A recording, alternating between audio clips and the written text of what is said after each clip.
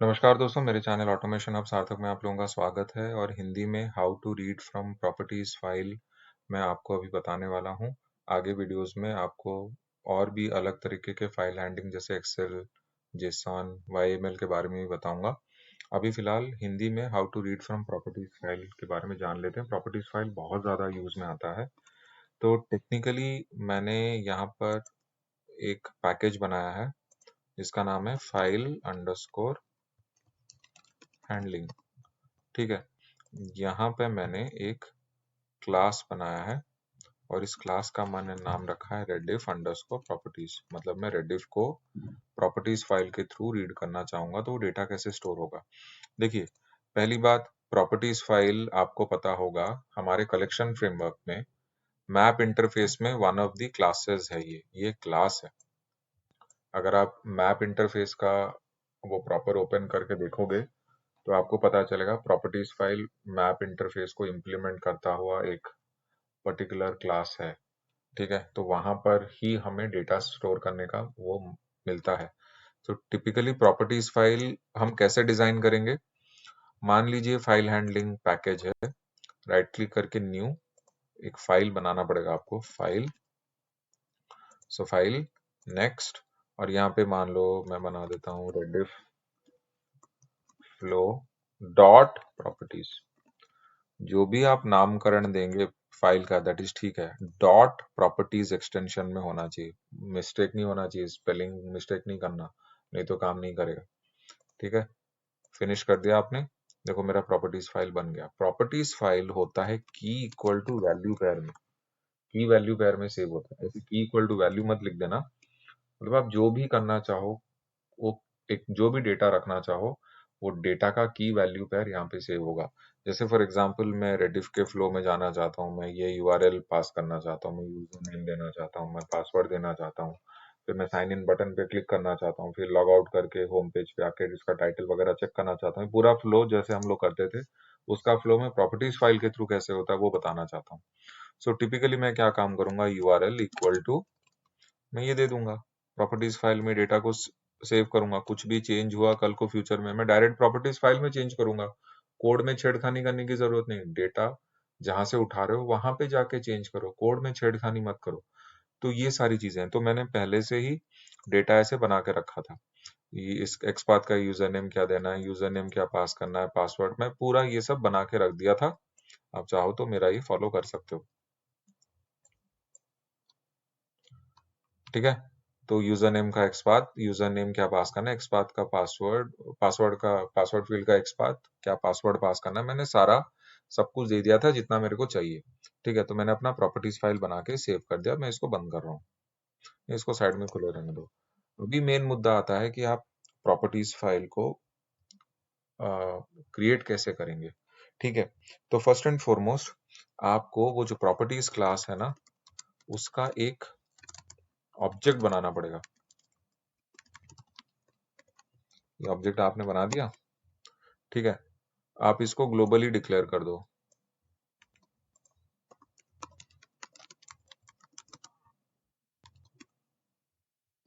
आपकी मर्जी, आपको लोकली करना है तो करो, मेरे को ग्लोबली करना पसंद है तो मैं ऐसे ही करूंगा।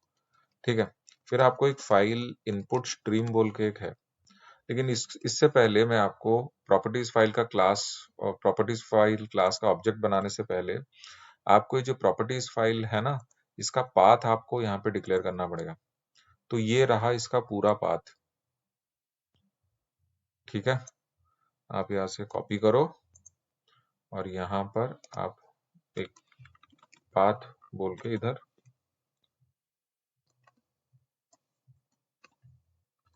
सेव कर दो। अभी इसीलिए हो रहा है क्योंकि यहाँ पे डबल चाहिए ना। जनरली ये कॉपी पेस्ट करो तो साथ ही साथ बना के दे देता है, पता नहीं क्यों नहीं दिया।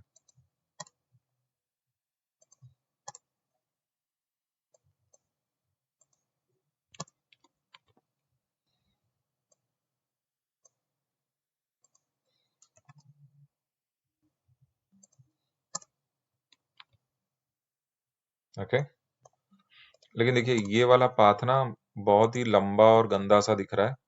तो कुछ तो हमें यूजर डायरेक्टरी यूज करके इसके पाथ को छोटा करना पड़ेगा। तो पहले आप एक काम कीजिए, यहाँ पे पता लगा लीजिए आपका यूजर डायरेक्टरी क्या है। तो आप एक काम कीजिए, सिसो कर दीजिए, सिस्टम क्लास के थ्रू आपका यूजर डायरेक्टरी निकाल लीजिए। तो आपको पता चल जाएगा कि आपका कितना चीज कॉमन है। तो देखिए, ये आपका यूजर डायरेक्टरी का पाथ है। देखिए यहाँ से, देखिए अगर इसको आप कंपेयर करेंगे तो यहाँ तक आपका यूजर डायरेक्टरी काम कर जाएगा। तो ठीक है, तो आपको इसको लिखने की जरूरत नहीं है, कॉनकैट कर देना इसके साथ, क्योंकि यही तो निकाल के दिया आपको।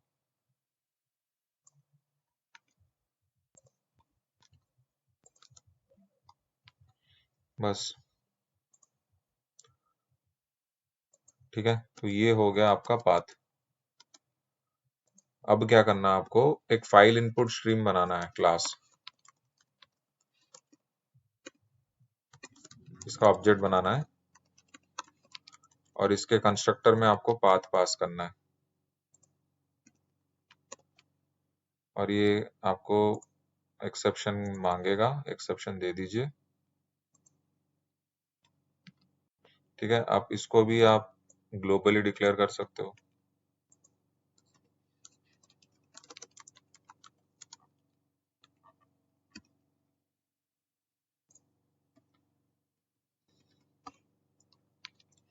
इसको भी आपने ग्लोबली डिक्लेयर कर दिया। ठीक है, अभी आप क्या करोगे, अभी आप अपने सेलेनियम का कोड लिखना है। तो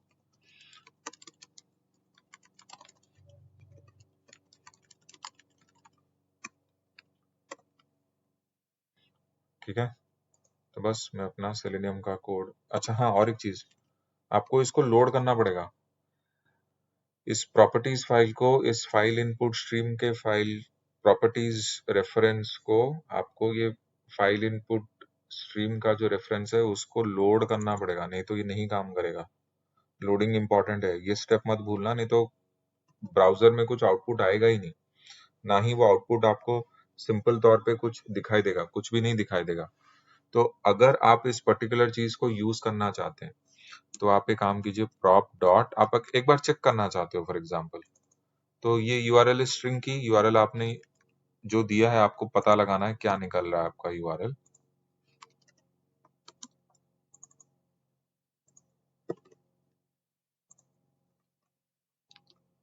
ठीक है, इसको रन कर देते हैं एक बार। देखिए आपका जो यूआरएल है वो आ गया। ठीक, अगर मान लो आपके पास एक ऐसा यूआरएल है, जो ऐसा की है जो कि एग्जिस्ट करता ही नहीं, जैसे कि यहाँ पे यूआरएल 1 बोल के कोई की है ही नहीं, मैंने कोड में दिया है जबरदस्ती, तो देखिए आपका आउटपुट आपको क्या दिखाई देगा, नल दिखाई देगा। तो इतना आप समझ गए। ठीक है, तो ये बस एग्जाम्पल के तौर पे मैं दिखा रहा हूँ, मैं इसको मिटा रहा हूँ।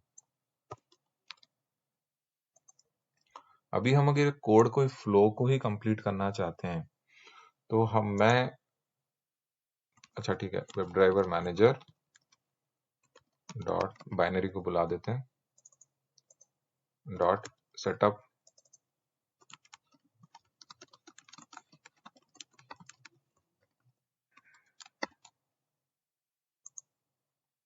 यहां तक कोई दिक्कत नहीं है। ठीक है, पहले हम क्या करते थे, उसके बाद ड्राइवर डॉट गेट और वो यूआरएल पास कर देते थे। अभी हम यूआरएल पास नहीं करेंगे, हम इसको हम इसको उस पर्टिकुलर जगह से बुलाएंगे, गेट मी दैट प्रॉपर्टी, वो प्रॉपर्टी मेरे को चाहिए, कौन सा, यूआरएल। ठीक है, अभी हम इसको रन करेंगे।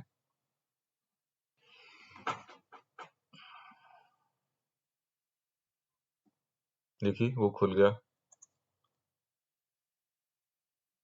मैं मैक्सिमाइज का कमांड देना भूल गया।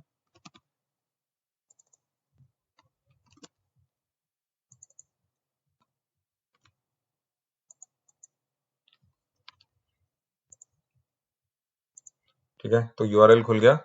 अभी हम एक एक करके उसमें वो भरेंगे, driver dot find element by dot XPath. यहां पर एक्सपाथ हम नहीं पास करेंगे, ये जो डायरेक्ट एक्सपाथ है उसको हम पास नहीं करेंगे। हम इसको क्या करेंगे, हम इसको ऐसे लिखेंगे, प्रॉप डॉट गेट प्रॉपर्टी और यहाँ पे क्या पास करेंगे, इसका की, एक्सपाथ यूजर नेम। ठीक है, ये आपका एक्सपाथ यूजर नेम पास हो गया। उसके बाद क्या करना है, डॉट क्लिक। नहीं, यूजर नेम पास करने में डॉट क्लिक थोड़ी होगा, यूजर नेम पास करने में डॉट सेंड कीज होगा ना। सेंड कीज में भी आप पहले क्या करते थे, स्ट्रिंग बना के उसमें डायरेक्ट सेलेनियम पांडा @rediffmail.com हम लोग डाल देते थे। हम नहीं पास करेंगे, हम इसको ये की यूज करेंगे। तो की कैसे यूज करेंगे, यहाँ पर prop dot get property user name, तो ये हो गया आपका की। ठीक है, उसके बाद driver dot find element by dot XPath prop dot get property,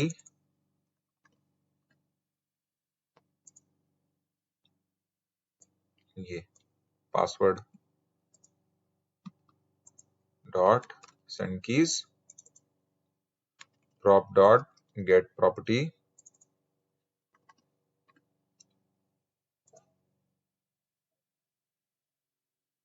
अच्छा, ये हम पास नहीं करेंगे, हम ये पास करेंगे। तो यहाँ पे क्या लिखूं,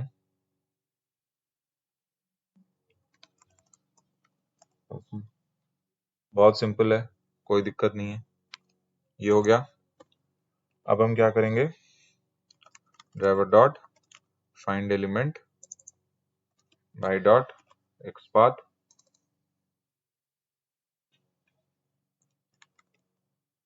prop डॉट गेट प्रॉपर्टी,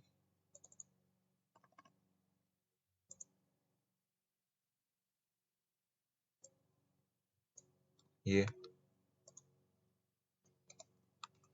अब इसमें कोई सेंड कीज तो करना है नहीं, तो डायरेक्ट क्लिक करेंगे क्योंकि बटन है। सिंपल, इजी है, कोई दिक्कत नहीं है। थोड़ा यहाँ पे थ्रेड डॉट स्लीप दे देते हैं, नहीं तो हमें पता है वहां पे वो स्लो हो जाता है, फिर रीड नहीं कर पाता। ठीक है, उसके बाद लॉग आउट बटन पे क्लिक करना है, लिंक पे driver dot find element by dot XPath prop dot get property, property file पे जाइए, एक्सपाथ लॉग आउट है, की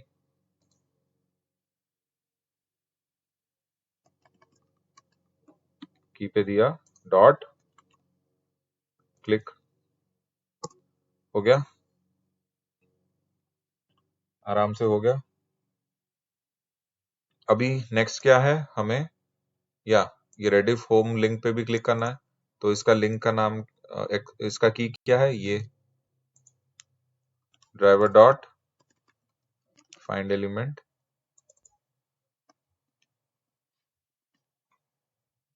bye dot XPath prop dot get property,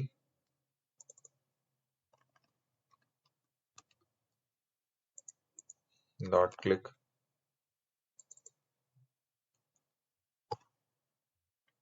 ठीक है, हो गया। यहाँ पे थोड़ा हम थ्रेड डॉट स्लीप दे देते हैं। ओके, अभी इतना सब कुछ करने के बाद टेक्निकली वो इस वाले पेज पे आ जाता है। ठीक है, तो यहाँ पर हमने उसका टाइटल भी, मान लो आपको टाइटल चेक करवाना है, तो ये टाइटल हमने उठा के, मैंने ऑलरेडी प्रॉपर्टीज फाइल में इसका टाइटल दे रखा है, तो टाइटल के साथ भी वेरिफिकेशन करना होता है। तो आप टाइटल के साथ इसको वेरीफाई कैसे करोगे, इफ एक देख के देखते हैं, if prop dot get property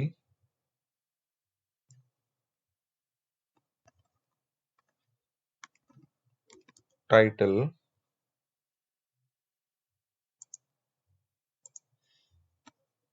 dot equals,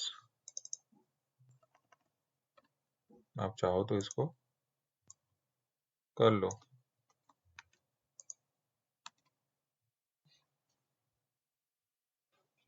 ठीक है, तो प्रिंट कर देना फ्लो इज परफेक्ट। ठीक है, एल्स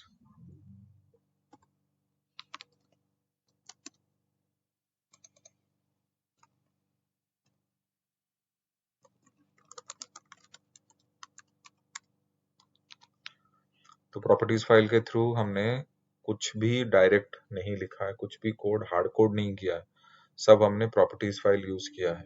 ठीक है, अभी मैं इसको रन करता हूँ, देखते हैं क्या होता है।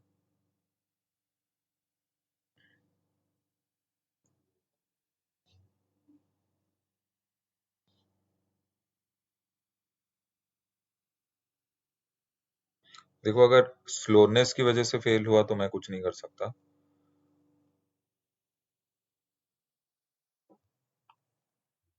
तो यहाँ पर आई थिंक स्लोनेस की वजह से फेल हो गया, वैसे कोड एकदम सही है हमारा। नहीं चल रहा है,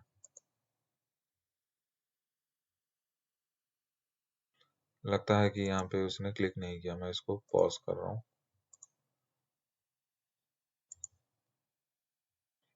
तो लॉग आउट के बाद थ्रेड डॉट स्लीप देना बनता भी है। इसको भी थोड़ा टाइम दे देते हैं सेटल होने के लिए। हालांकि ये प्रोसेस ठीक नहीं है इतना थ्रेड डॉट स्लीप देने का, बट अभी बस दिखाने के लिए दिखा रहा हूँ, क्योंकि ये रेडिफ वेबसाइट भी बहुत कभी कभी अजीब वगरीब बिहेव करता है, चलता ही नहीं है, कभी मस्त चलेगा। देखो अभी लॉग आउट नहीं कर रहा, नहीं किया। अभी रेडिफ होम पे क्लिक करेगा शायद, तो ये रेडिफ होम पे क्लिक नहीं कर रहा। हालांकि कभी कभी क्लिक कर देता है, लेकिन अभी नहीं कर रहा। अभी देखो वेटिंग पे है। हालांकि ये एक्सपाथ रेडिफ होम वाला एकदम परफेक्ट है, हमने पहले भी बहुत इस पे काम किया है, वो बराबर इस पे क्लिक कर देता है, लेकिन ये नहीं कर रहा। लेकिन आप ट्राई कर लेना, अभी ये टाइम पे नहीं कर रहा, आप आराम से ट्राई कर लेना, ये क्लिक करके ये फ्लो एकदम सही है। ठीक है, मैं इसको हटा रहा हूँ, वो नहीं रीड कर पा रहा है। ये फ्लो एकदम सही है प्रॉपर्टीज फाइल का, इससे सिंपल एक्सप्लेनेशन शायद आपको कहीं मिलेगा नहीं। तो मैंने पूरा फ्लो समझा दिया सिर्फ यूजिंग प्रॉपर्टीज फाइल, आप कैसे प्रॉपर्टीज फाइल के तहत इस पे काम कर सकते हैं। तो प्लीज इसको प्रैक्टिस कीजिए, कोई डाउट हो तो कमेंट सेक्शन में जरूर पूछिए। मैं आने वाले वीडियोस में एक्सेल शीट से कैसे एक्सेल शीट को कैसे मैनेज करते हैं वो बताऊंगा। जेसन फाइल्स और वाईएमएल फाइल्स की भी अलग अलग वीडियोस बना दूंगा। तो मेरे चैनल को सब्सक्राइब करना मत भूलिए, शेयर और लाइक जरूर कीजिए। Thank you so much. Signing off.